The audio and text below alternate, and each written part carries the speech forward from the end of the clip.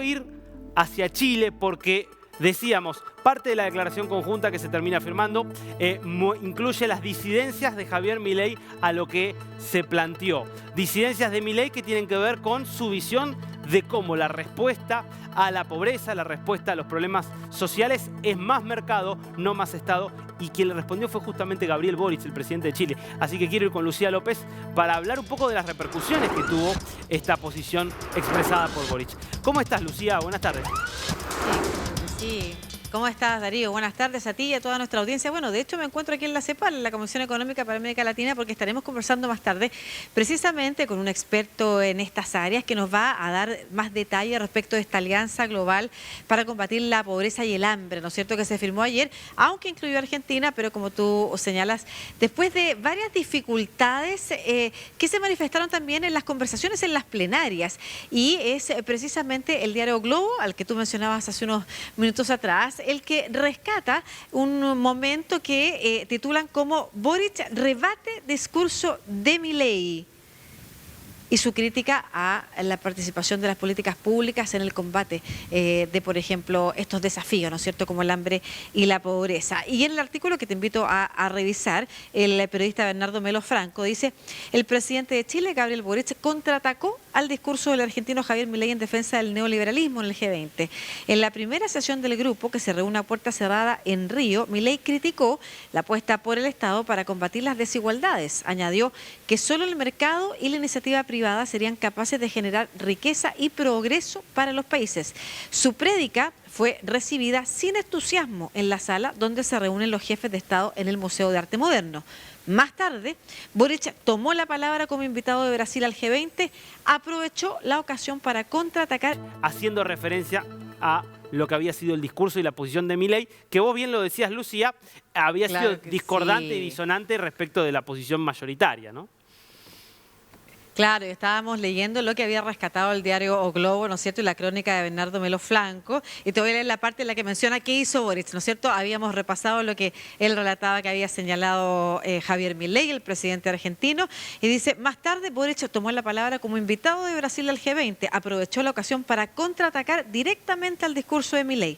Según diplomáticos que asistieron a la reunión, el chileno defendió la acción del Estado y dijo que el neoliberalismo solo había producido pobreza en su país. Y tengo aquí parte de la frase que emitió el presidente Gabriel Boric ayer precisamente en esta reunión.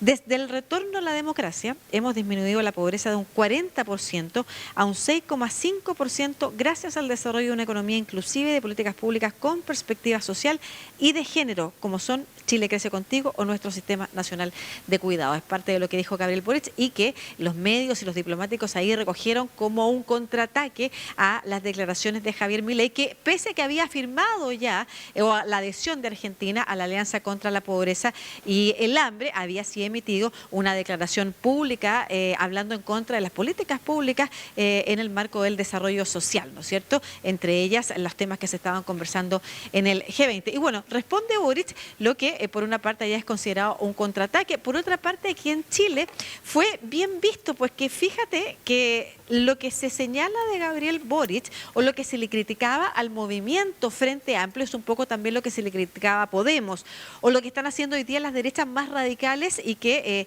es criticar a quienes tienen de vecino o a las generaciones anteriores, ¿no es cierto?, las derechas radicales contra la centroderecha avanzando, que es lo que vemos que ha pasado en Estados Unidos con el Partido Republicano, y en la izquierda, Podemos en España o el Frente Amplio en Chile, lo que hicieron fue crecer criticando la gestión de las generaciones anteriores que les antecedieron. Y en este caso la gestión de la concertación, que hoy día tú vas a escuchar a políticos de derecha o izquierda hablando como el periodo soñado de Chile, o sea, el periodo con más nivel de crecimiento y que efectivamente recibió al país de mano de la dictadura con más pobreza que la que tomó Augusto Pinochet en el 73, con un ingreso que valía menos respecto del ingreso, por ejemplo, comparado con Estados Unidos, y con una pobreza de un 40% con índices anteriores. El Centro de Estudios Públicos Públicos, la otra yo te hablaba de la madre de todas las encuestas. El Centro de Estudios Públicos, el CEP, es un centro de investigación muy prestigiado en Chile, asociado también al pensamiento de derecha, que tiene indicadores de un 68,5% de pobreza relativa al ingreso, por ejemplo,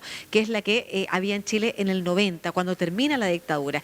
Y son sobre todo en las 2 primeras décadas de la Concertación que esa pobreza disminuye drásticamente, con un muy buen nivel de crecimiento que no se ha vuelto a tener en estas décadas. Y hoy día, efectivamente, tenemos una pobreza del 6,5%. Entonces, son las políticas socialdemócratas que se le incorporan al inicio de la democracia en Chile, lo que se conocía como la tercera vía. No sé si tú recuerdas ese término político que es el que se usaba en España. También recordemos que muchos de los líderes de la Concertación al inicio de la democracia aquí en nuestro país venían precisamente de Europa y venían con esa mirada de la izquierda renovada, ¿no es cierto? La de la tercera vía, que es un eje también del Partido Socialista, que incorpora medidas socialdemócratas o medidas de políticas públicas, medidas de Estado al capitalismo reinante en ese entonces, y con eso se logra disminuir drásticamente la pobreza. Vale bien la pena recordar también que las primeras protestas en la dictadura no fueron políticas, fueron por hambre. De hecho, se llamaron las protestas del hambre, contra el hambre, por el hambre, el año 82-83, y esa es la razón también por la que Estados Unidos le empieza a quitar el apoyo a la dictadura de Augusto Pinochet. No quería que se relacionara el hambre con el modelo que ellos estaban impulsando a nivel global. Recordemos que esa es la razón también por la que se impulsan las dictaduras en Latinoamérica, para que no crezca el socialismo. Entonces, le quita el apoyo a la dictadura, terminan apoyando fervientemente, además, la posibilidad de que Pinochet salga y pierda en el plebiscito, y apoyando también, con el inicio, esto también demos el contexto global, con el inicio de la globalización y de todos esos canales que permitieron un crecimiento a nivel global y que en Chile también significaron, afortunadamente, lo tenemos que decir, la reducción importante de la pobreza. Así es que lo que dice Gabriel Boric, por una parte, hay que confirmar los datos, efectivamente, de un 40% de pobreza a un 6,5% de pobreza actual, pero además, y lo que es aplaudido aquí, reconociendo, dicen, cada vez más lo que antes criticaba cuando era diputado, ¿no es cierto?, que es el trabajo que se hizo durante los gobiernos de la Concertación, Darío. Bueno, Lucía, clarísima la posición de Boric, la posición de Milei. Aquí cada uno tiene su propia ideología, su propia posición. Lo que está claro es que para que baje la pobreza tiene que haber crecimiento económico y tiene que haber para eso políticas que permitan que crezca la economía. Si no, no hay nada. Ni baja de la pobreza, ni baja de la inflación sin crecimiento económico. Claro. No hay nada. Eso como está decía también, Ricardo Lagos, Darío, también demostrado. Gracias, Lucía. Como decía Ricardo Lagos, que decía, el resto es música. Es así, es un poco así. Gracias, Lucía. Volvemos ahora con